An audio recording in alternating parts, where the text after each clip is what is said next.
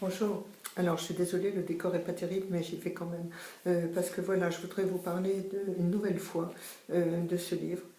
Ça s'appelle Je suis en vie et tu ne m'entends pas. Ça a été écrit par Daniel Arsan et c'est aux éditions Actes Sud.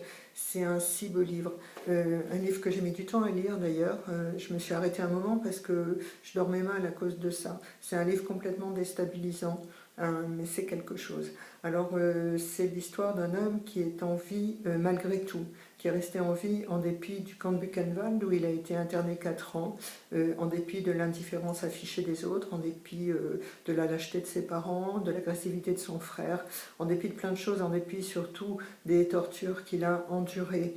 Cet homme, c'est un triangle rose. En fait, c'est le symbole dont étaient affublés par les nazis les homos qu'ils internaient dans les camps. C'est quelque chose de peu connu. On connaît évidemment tous l'étoile jaune, mais le triangle rose, on sait moins. Moi, je ne savais pas. Et il y a eu un véritable mutisme là-dessus pendant des années et des années. Et ce livre, c'est un plaidoyer pour ces hommes. Et puis, voilà, c'est quelque chose d'important. Alors, le héros s'appelle Klaus. Je ne vous dirai pas son nom de famille, j'arrive pas à le prononcer.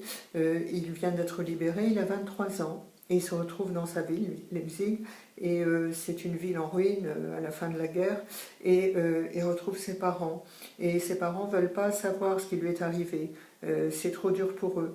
Alors, en dépit de l'amour qu'ils ont pour lui, mais qui est certainement pas assez grand. Et à partir de là, on va voir cet homme bourré d'obsessions dans sa tête et complètement meurtri dans son corps, essayer de se reconstruire. Et on va suivre toute la vie de cet homme depuis le début du livre, donc où il est encore tout jeune, jusqu'à la fin où il est un vieillard.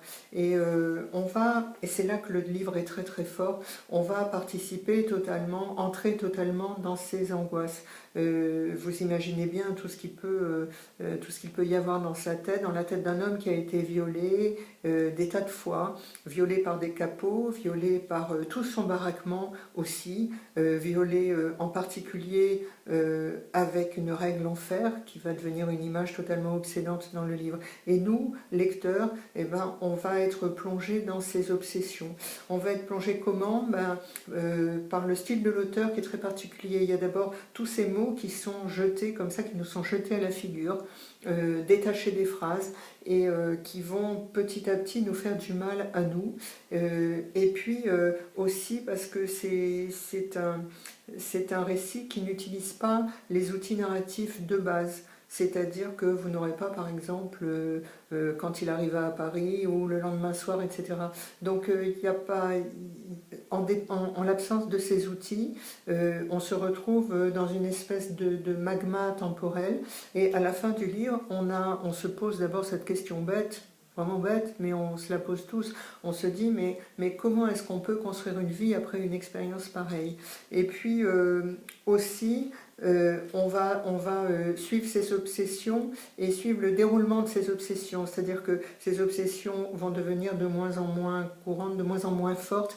Et dans le livre, elles vont apparaître de moins en moins. Voilà, Buchenwald est complètement présent au début du livre, c'est de la folie, on est plongé dans les tortures pendant des pages, tout à coup, voilà, au milieu du récit. On est plongé très brutalement dans ces tortures, mais ça arrive tout le temps au début du livre, et puis après, ça va arriver de moins en moins. Pourquoi? Parce qu'elles sont de moins en moins présentes dans la tête du personnage. Voilà, ça a beau être écrit à la troisième personne, avec ce style-là, on est complètement, ça m'était jamais arrivé, je vous assure, d'être aussi pleinement dans la tête d'une personne et d'une personne qui a vécu des choses pareilles. Alors voilà, le personnage, il va arriver à se reconstruire, donc il va arriver à se refaire une famille parce qu'il s'en va de chez ses parents qui n'ont pas voulu savoir ce qui lui était arrivé. Il va arriver à retrouver l'amour. Au moment de son arrestation, l'amour de sa vie, Heinz, s'est jeté par la fenêtre sous ses yeux et il va arriver à retomber amoureux, à retomber vraiment amoureux d'un autre homme qui s'appelle René. Et là, il y a des scènes magnifiques. C'est la première fois aussi que je lis de si belles scènes pleines d'amour entre deux hommes. J'avais jamais lu une chose pareille. Voilà. Et puis il va arriver à se refaire un corps tout à fait normal. Personne ne peut imaginer ce qu'il a vécu parce que de toute façon il n'en parle pas. Il va en parler à la fin de sa vie. À la mort de son amant, à la mort de René, il va décider, comme René a été attaqué sauvagement en tant qu'homosexuel, il va être dans une telle rage qu'il va avoir envie enfin de raconter ce qu'il a vécu. Au début ça ne prend pas, puis finalement il y a un journaliste qui va être séduit par ses récits et il écrit un livre et il le dédicace, il le vend, etc. Et finalement on commence à parler de son histoire. Voilà, écoutez, c'est un réquisitoire contre la sauvagerie humaine. Ce livre, c'est un livre très important, à mon avis. Je ne dois pas être la seule à penser ça, mais c'est vraiment un livre qu'il faut avoir lu. Voilà, qu'il faut avoir lu dans une vie. C'est vraiment des choses importantes. Puis c'est un si bel hommage à tous ces hommes qui ont vécu ça. Il paraît que le dernier est mort en 2012, je viens de lire ça.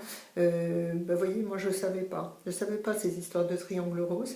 Et voilà, je vous conseille ce livre et je vous fais un gros baiser.